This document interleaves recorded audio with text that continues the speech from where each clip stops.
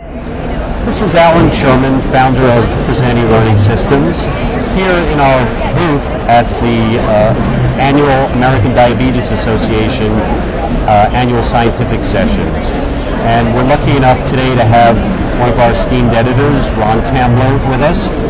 Ron is the clinical trials leader of the diabetes program at Mount Sinai Medical Center and a keen observer of the trends in diabetes care and research.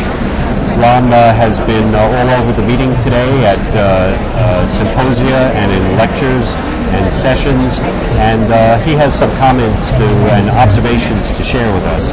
Ron, what did you find interesting about today? Well, Alan, thank you very much for having me here. It's always a pleasure to be here. Well, this is a huge conference, lots of stuff going on. So far I've seen three interesting topics, trends. One concerns itself with the epidemic of obesity, not just in the American population in general, but particularly in adolescents. The second thing that I noticed is that there's a strong focus on nutrition. And finally, there's a very strong focus on delivery of insulin to the human body and alternate ways of doing so. So what I found very interesting yesterday was a talk by Wilson from Stanford, and he looked at metformin, a prospective trial for 1 year of metformin in adolescents 13 to 18 years, and they were all obese. And interestingly, over the course of a year, there was a little bit of weight increase in the placebo group and a little bit of BMI decrease in the treatment group with metformin XR 2 grams. And so the difference in BMI at the end was a touch over 1 point, but that translated to about 6 pounds in real life. So that was very interesting. Obviously, the team still has to analyze a lot of the data, and there's going to be a follow-up period of about 1 year. And this is what really surprised me. There's surprisingly little data on interventional trials that show effective diet and exercise in obese adolescents. I'm shocked. I was completely unaware. So if you want to design that next cool trial, that would be a very interesting and very important topic. The second thing that I noticed was there's a very strong focus on nutrition here. There was a pro and contra debate on the glycemic index. Now, what's the glycemic index?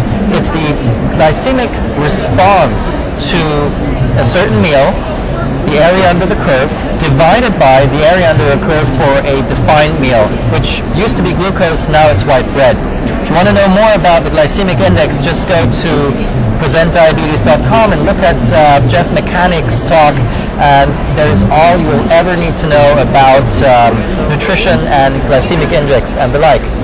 Now, glycemic load is glycemic index, which is different for all kinds of foods, times carb content, because you can eat a lot of a food that has low glycemic index and still get a lot of glycemic load.